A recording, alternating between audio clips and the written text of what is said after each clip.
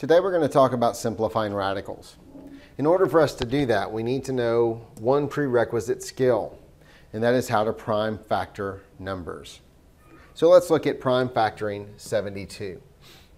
Well, back in 4th, 5th, and 6th grade, when you were asked to prime factor a number, there were two methods that we used. One method was using a factor tree, and one was using upside down division, or the birthday cake method. I prefer using prime or the factor tree. So that's the method that I'm going to use. So the first thing we look at here is we need to break 72 down. So we're going to break it down into two of its factors. Now, I personally like to break it down into two numbers that are as close together as possible because that's going to make your factor tree shorter. So the first two numbers I think of that will multiply together to give me 72 is 9 times 8. Now, those two numbers are not prime numbers, so I've got to break those down even further. So 9 will break into 3 times 3, and 8 will break into 2 times 4. Well, the 4 continues to break down into 2 times 2, and to be correct with prime factorization, the 2 slides down and the 2 3s slide down. Now, back in elementary school, you also had to write this out in exponential form. So you would take these numbers and put them in numeric order. So we would take the 2, write it first. There's 3 of those, so we would write with an exponent of 3, times 3 with an exponent of 2. Now we won't do that today, but that's what you had to do. Today we need to focus on this bottom row. Now, that's what we did back in 4th, 5th, and 6th grade. The connection to pre-algebra and algebra is we learned to prime factor these kind of numbers. Now you'll notice on the first one, 72t to the 3rd power, the only difference between this one and the first one that we did over here was that this one has a t cubed. So we already know the prime factorization of 72. We know that that's 9 times 8, which is 3 times 3 times 2 times 2 times 2. Well, the t cubed, all we need to break it down, what that means is t times t times t. It's really quite simple. Okay, so if we do this one, this next one here, we've got negative 20 m into the 5th. Well, let's look at just the 20 m into the 5th first. We'll deal with the negative in a second. So the 20, if we were to break it down, now we don't really have to do the factor tree. We can break these down in our head. We know 20 is going to break into 5 times 4, which will then break into 5 times 2 times 2. So 5 times 2 times 2 times, now this m and n, they are separate. The n is the only thing to the 5th power. So this m is a single m and then 5 n's. And that's how you would break that down if this number were positive. Now, since it's negative, now I know with prime factorization, you're never going to have a negative number. But you still can do this the same way. And the way we make it negative is we just attach a negative 1 to the front of it.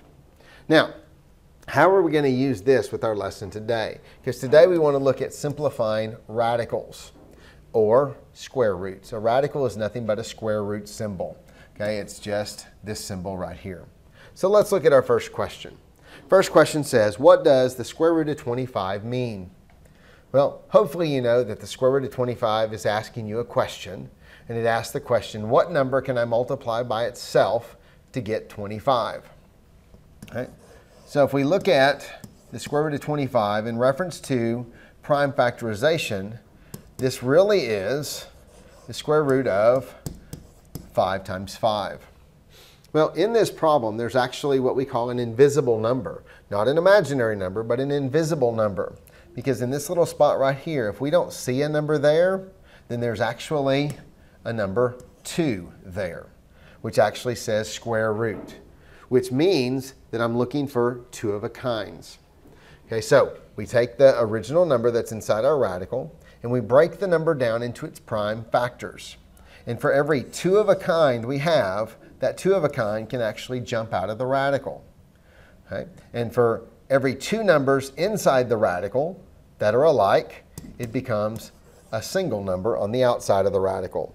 So the square root of 25 is 5, which we already know is true. Well, let's look at a couple others. What if I gave you the square root of 36. Well, if I broke 36 down, we know that it basically breaks down into 6 times 6. But 6 and 6 aren't prime factors, so it really breaks down into 2 times 3 times 2 times 3. So there is our 6. So now what we're looking for in square roots is we're looking for 2 of a kinds. So if you'll notice, I've got a pair of 2's that can jump out, and I have a pair of 3's that could jump out. And what we're going to do with the numbers on the outside once they jump out is we multiply them together. So the square root of 36, as we know, is 6. Well, let's look at one more like this. What if we had the square root of 100? Well, we know if we break 100 down, we know that's going to break down into 10 times 10, which is 5 times 2 times 5 times 2. Well, the same kind of thing here. We've got a pair of 5's, and we have a pair of 2's. So when we put that together, we end up with the square root of 100 is equal to 10. And that's what we're going to do with radicals today, with square roots. So let's see if we can do another one. All right. The square root of 125. Well, the first thing we need to do with the square root of 125 is to break that down. Well, 125 will break into 25 times 5, which then continues to break down into 5 times 5 times 5. So 125 is the square root of 5 times 5 times 5. Now, what we look for in square roots are pairs. So this pair of 5's will jump out, become a 5 on the outside, because 2 on the inside become 1 on the outside. And this 5 doesn't have a helper to jump out. It doesn't have a pair to jump out with, so we just leave it underneath the radical. So we actually have answered 2 of the questions that typically come to mind when we're going to simplify radicals. The first question is what if everything jumps out of the radical? Well, if everything jumps out of the radical, then we have what is known as a perfect square, okay, if we're doing square roots, because everything jumps out, so we have a single number as our answer, and we have no radical left over. The second question is what happens if everything doesn't jump out of the radical? Well, then the stuff that does jump out comes to the outside. We put that together with multiplication. And whatever's left on the inside, we just put it back together and leave it underneath the radical. So there's basically 4 steps that we follow whenever we're dealing with simplifying radicals. So let's go over those steps. The first step that we're going to follow is we're going to prime factor the number that's under the radical. Okay, so we're going to prime factor that. We're going to break that number down into its prime factors. Then we're going to pull out all of the pairs from underneath the radical. We need to remember that for every 2 numbers inside, it becomes 1 number on the outside. 2 on the inside make 1 on the outside. Then we're going to multiply those numbers outside the radical if needed. So if we pull out more than 1 pair of numbers on the outside, we're going to multiply those together. And then if we have numbers left underneath the radical, we're just going to multiply those together as well. So the 4 steps that we're going to use, we're going to prime factor the number under the radical. We're going to pull out any pairs from under the radical. Remember, 2 on the inside become 1 on the outside. Any numbers on the outside, we're going to multiply them together. And any numbers left on the inside, we'll multiply those together and leave them under the radical. So let's see if we can do a few questions. Here's our first one, the square root of 54. Well, we know the square root of 54, when it breaks down, it's going to break into 9 times 6, which will then break down into 3 times 3 times 3 times 2. Right? So 9 times 6. Now, since it's a square root, because there's no number here, we're looking for 2 of a kinds. So we have a pair of 3's. They can jump out. We don't have any other numbers that can jump out, so we just have a 3 on the outside. So the 3 and the 2 that's still underneath the radical, they don't have anything that can help them jump out, so we just put them back together underneath the radical and we leave them. Now, there's one way that we can check these to see if these are the same. Because in essence what we're doing is just simplifying this radical expression. So all we're doing is just simplifying it. Just like early on when I gave you a fraction problem and said, here's 6/8. Okay, is that problem simplified? And you said no, it could simplify down to 3/4. But this 6/8 is a perfectly fine fraction. It's just not in its simplest form. This square root of 54 is a perfectly fine problem. It's just not written in its simplest form. And that's what we're doing. We're just simplifying. Now, the way we can check this is we could get our calculator out and we could check this. Okay? We could take the square root of 54, type it in. Take 3 times the square root of 6, type it in. If we get the same decimal approximation, then they're going to be the same answer. So let's see if we can do that. So we type in the square root of 54. Let me clear all this stuff off. Okay? Type in the square root of 54. So the square root of 54 equals, we get an approximation. Okay, now we need the 3 times the square root of 6. So 3 times the square root of 6. And notice we get the same decimal approximation. So that means that we simplified correctly. Okay? So let's try another one. Well, what if I gave you this one? Ooh, this one's one that's got letters in it. Do you think we would do anything different? No. Just in this one right here, we break the 54 down just like we did in the previous question, because it's the same thing. 3 times 3 times 3 times 2. And then we just break our letters down. Times x times x. So again, we look for our pairs. Got a pair of 3s. And I have a pair of x's. So on the outside, I end up with 3x, because I multiply the outside numbers together. And then whatever's left on the inside, I just put those back together. So we end up with 3x times the square root of 6. Let's try one more that's like that. You try this one on your own. I'll wait just a moment.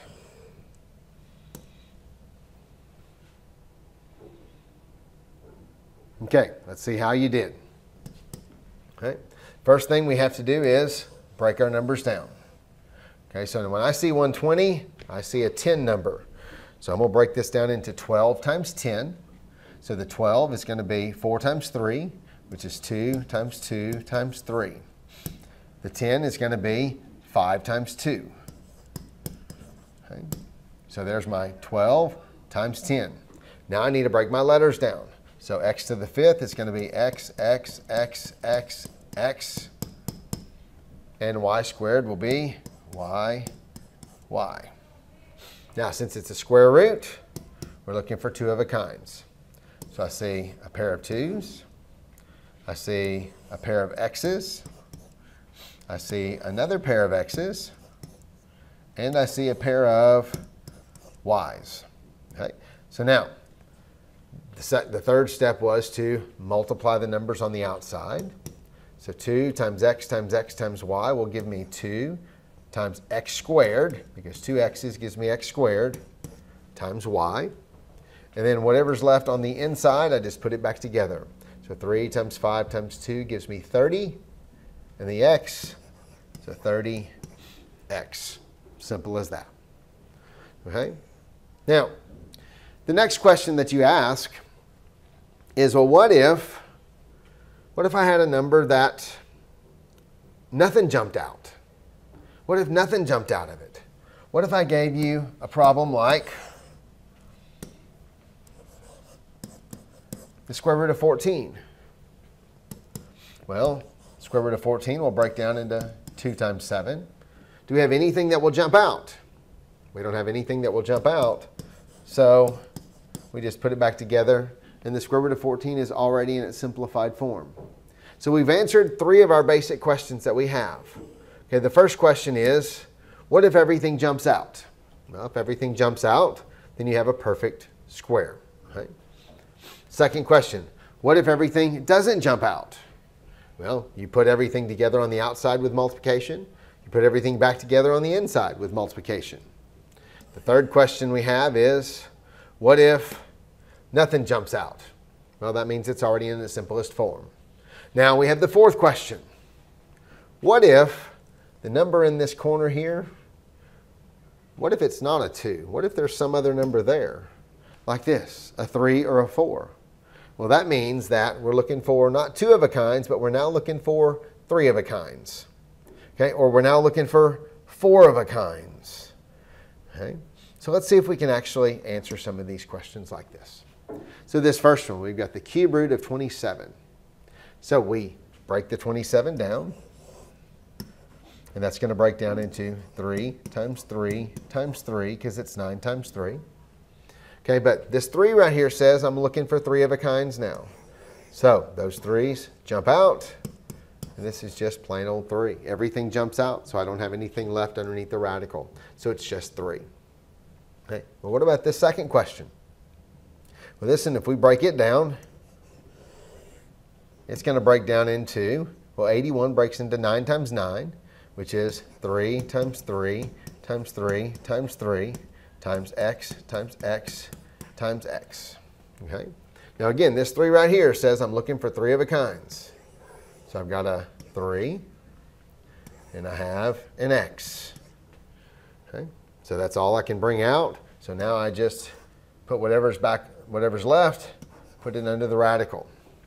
Now, if you really notice something here, what this says is I've got 3x times the square root of 3. When you're writing your answer, if we start with a cube root and you still have a radical left, you must put a 3 in the radical. You've got to show that it's a cube root, because if nothing's here, we have to assume that it's a square root. And I will count it wrong if you don't put that there. Okay? Last 2 questions. Okay, what if it's a 4th root? Well, a 4th root just says I'm looking for 4 of a kinds. Okay, so for 625,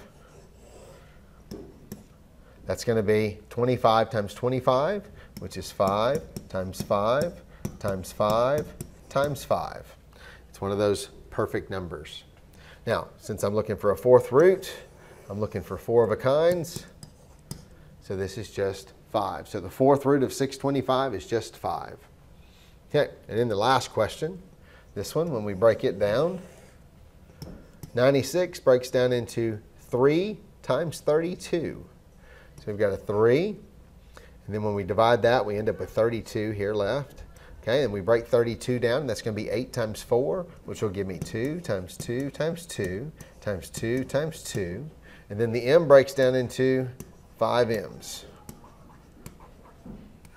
Now I'm looking for 4 of a kinds. So I've got a set of 2's and a set of m's that can come out. So on the outside, I end up with 2m. And on the inside, I'm left with 3 times 2 is 6. And 1m is m. Then I need to remember to put the 4 in the corner. And that's how we simplify radicals. So to finish this up, there's 4 basic steps that we go through to simplify radicals. Step 1, we prime factor the number under the radical. Step 2, we pull out any pairs or 3 of a kinds or 4 of a kinds out from under the radical. We multiply the numbers together on the outside, and then we multiply the numbers together that are left on the inside. Then we simplify. And that is how you simplify radicals.